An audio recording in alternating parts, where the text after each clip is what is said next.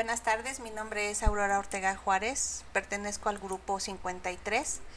Esta es la actividad integradora 4 que se titula La tabla periódica y sus aplicaciones. Para ayudar a Margarita, le voy a explicar la estructura de la tabla periódica. La tabla periódica posee 118 elementos, 18 grupos y 7 periodos, pero es cambiante, ya que si se encuentra otro elemento puede ser modificada.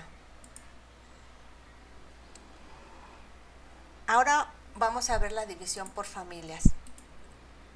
Cada familia recibe un nombre de acuerdo a las características de los elementos o por el nombre del primer elemento del grupo. Cada familia se caracteriza por tener propiedades similares entre sí, poseer la misma valencia atómica, tener una radioactividad química similar frente a una misma clase de reactivos. En su división por periodos, se llama periodo a cada una de las filas horizontales dentro de la tabla periódica. Los elementos que conforman un periodo comparten una característica principal, su capa de valencia u orbital más externo. Tiene una misma energía.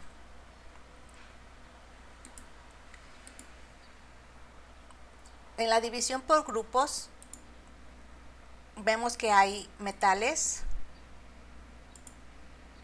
hay otro grupo que es de no metales y también se encuentra el de semimetales. El grupo de metales,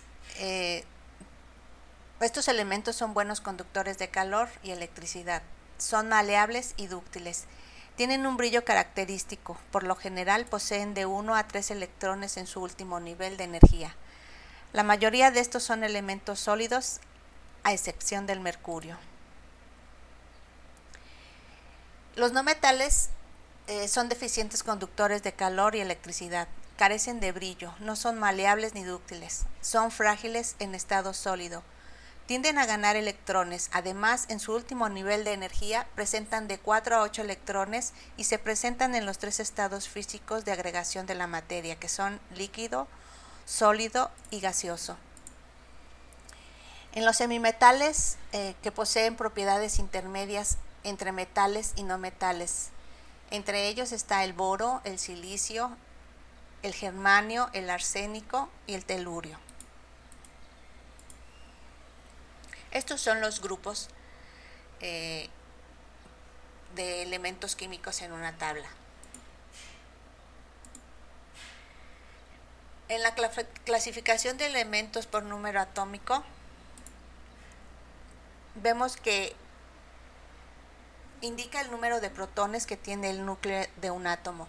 En el caso de un átomo neutro, el número de electrones es el mismo que el número de protones, por lo que el número de electrones sería también igual a Z en esos casos y se puede usar para determinar la configuración electrónica de un elemento.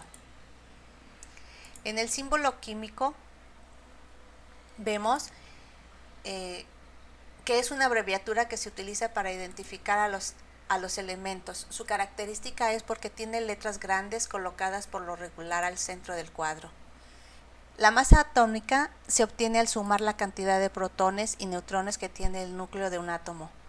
Para un mismo elemento, todos sus átomos tienen la misma cantidad de protones, pero pueden tener diferente cantidad de neutrones y con ello diferente valor de masa.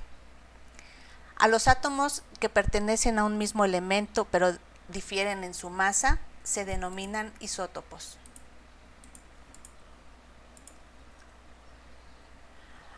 ¿Por qué es importante la clasificación de compuestos orgánicos e inorgánicos?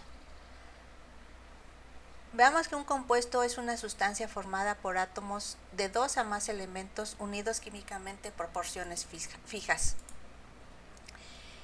En los compuestos orgánicos es importante su clasificación porque en comparación con los compuestos inorgánicos se encuentran en muchos alimentos. Nuestro organismo, en su gran mayoría, está constituido por moléculas y agua. Este tipo de compuestos están formados principalmente por átomos de carbono que se unen entre sí formando cadenas, que es la característica principal de los compuestos orgánicos. En los inorgánicos hay sales. Estos compuestos están formados por distintos elementos. No existe un componente principal como en el caso de los orgánicos, porque en su formación participan casi la totalidad de los elementos conocidos, a excepción de gases inertes o nobles. En ocasiones se constituyen por la unión de átomos. Estos elementos tienen una diferencia alta de electronegatividad. Cuando se enlaza un elemento no metálico, atrae electrones del elemento metálico y a su vez provoca un enlace iónico. Y como ejemplo vemos el compuesto enlazado iónicamente, que podría ser la sal que consumimos en nuestros hogares. Vamos a ver 3 ejemplos de compuestos orgánicos y 3 ejemplos de compuestos inorgánicos. En los compuestos orgánicos se tiene como base el carbón. En los compuestos inorgánicos son sustancias formadas por lo menos por 2 elementos que han sufrido reacciones químicas entre ellos, formando un nuevo compuesto. Vemos en los compuestos orgánicos que son las proteínas, los almidones y el petróleo. En los compuestos inorgánicos está el amoníaco, el cloruro de sodio y el agua. ¿Para qué nos sirve conocer y comprender la estructura de la tabla periódica? Pues bueno, la tabla periódica es una herramienta gráfica que permite identificar de manera clara y sintetizada las propiedades químicas de los elementos que existen en el universo. Su principal función es visualizar los elementos clasificados por sus propiedades físicas y químicas. Se utiliza en la química y en la biología, proporciona orden, posibilita la interacción en los elementos, establece cómo actúan con el grupo al que pertenecen y da a conocer las características químicas y físicas de los elementos. Ofrece una clasificación de los diversos elementos que han sido descubiertos hasta el momento y también los que son desconocidos. Bueno, pues espero que me hayas entendido y muchas gracias.